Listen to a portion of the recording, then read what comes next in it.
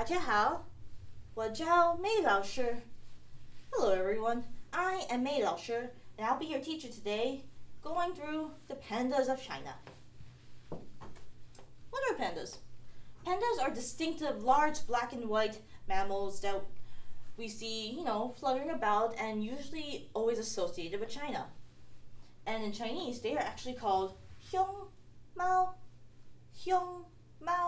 meaning bear cat. Pandas have the physique of a bear, and yet the cute round face of a kitty. Pandas are typically herbivores, and their primary diet is bamboo, which is ju or juzi, and they eat about 12 to 38 kilograms a day, or rather 26 to 83 pounds, just to keep up with their daily diet. Attitudes. Pandas are generally very gentle, laid-back giants. They're very calm and future vocab. Jing. They like to lounge and forage about and are very, very playful.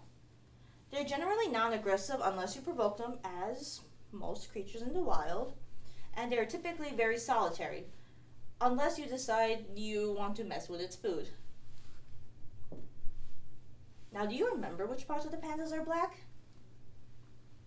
It's okay if you don't, because sometimes people get some parts confused, and that's alright.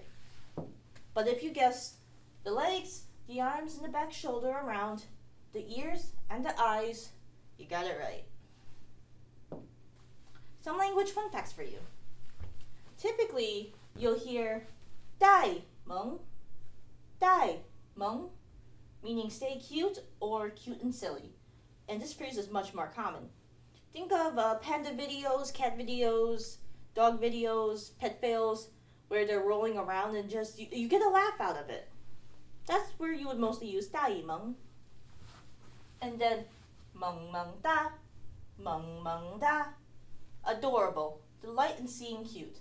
Similar to dai meng, but meng da is more of that feeling you get when you see something cute, which is less commonly used, but mostly amongst the older generation.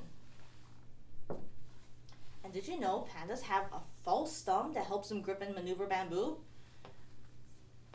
Unlike most bears, bears don't have that kind of extra digit. Instead, pandas do, because of their diet of eating bamboo. And also, another fun fact would be pandas have ultrasonic hearing that's better than a polar bear, which is kind of wild. And you know how most animals generally have ears that move about to pick up sound? Pandas' ears actually don't move, so even today, among scientists, it's still a mystery as to why they have this kind of ability of hearing despite their ears not moving. And some common misconceptions we have. Can you see the difference?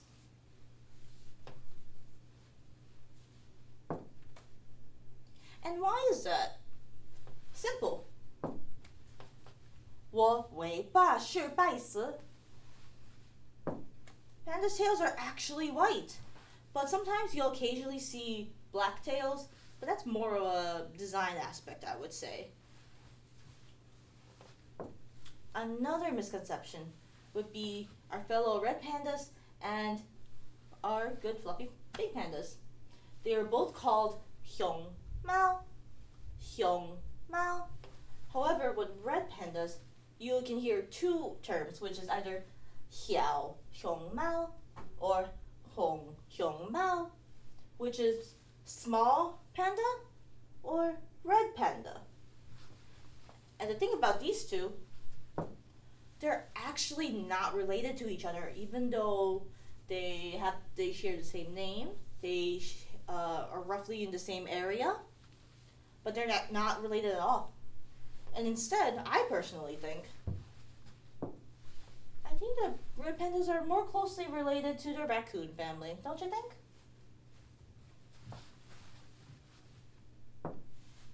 Location.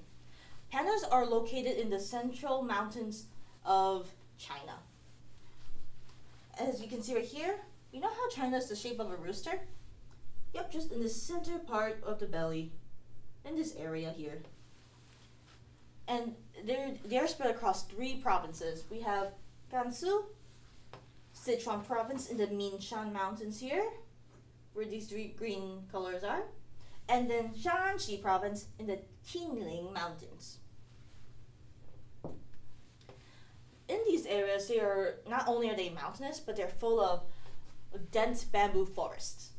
And the Minshan mountains have the highest density of wild pandas in the world, while the Qingling mountains, even though they don't have as much pandas, they're actually more home to the subspecies of the brown pandas. And as you can see here, they look more or less the same, except it's just a lighter color, that brown color coming in. They are generally smaller, and as you can see with these eyes here, their eye colors here, instead of like the whole eye, it's more lower on their eye compared to their black and white neighbors. So what's the deal with pandas? Pandas have actually been around for over 8 million years. And as you can see, they are a living fossil, a fluffy dinosaur, and the fluffiest one you'll see to this day. Why is that? It's because their genetics have virtually been unchanged. They have nothing about them really needed to change or adapt, because the moment they came into this world, they were mostly set. And whatever adaptations they needed, they would be minimal. And they are friends of the ecosystem because of bamboo control. Did you know that bamboos grow 35 inches a day? That's a very fast growing plant.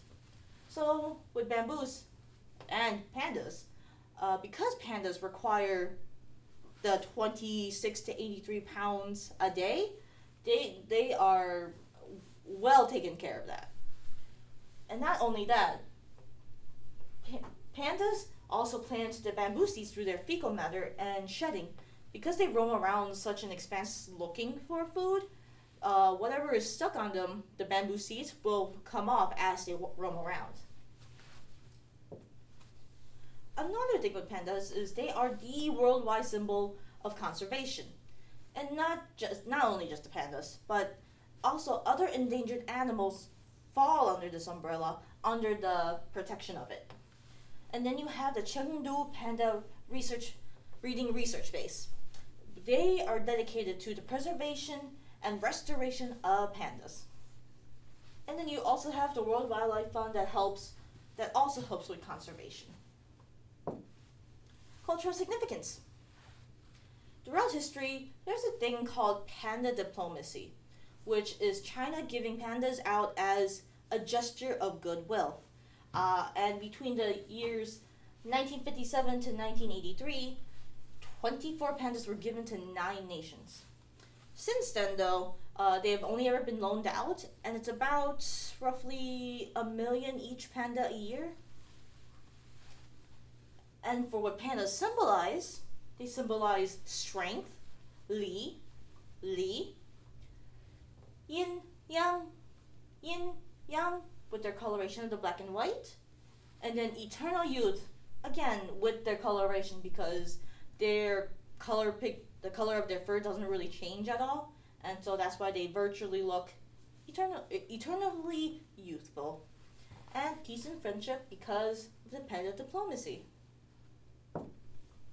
The USA did indeed have pandas in the past. The first panda to reach US soil was Sulin in San Francisco in December 1936. The one who brought her was a woman named Ruth Harkness, who brought her as a cub. As of today, there are only 4 pandas left in the US.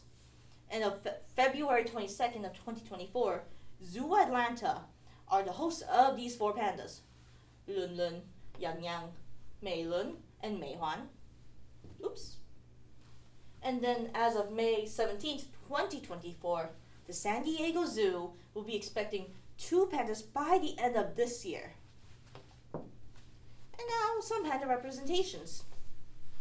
You've got mugs, you've got logos, you've got Kung Fu Panda, the movie, you've got airplanes, you've got food, the Beijing Olympics of 22, all these things.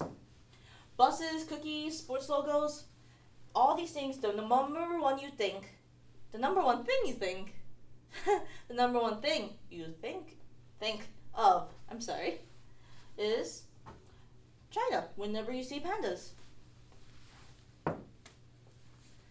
谢谢大家. Thanks for listening and coming by. We hope to see you next time. 再见.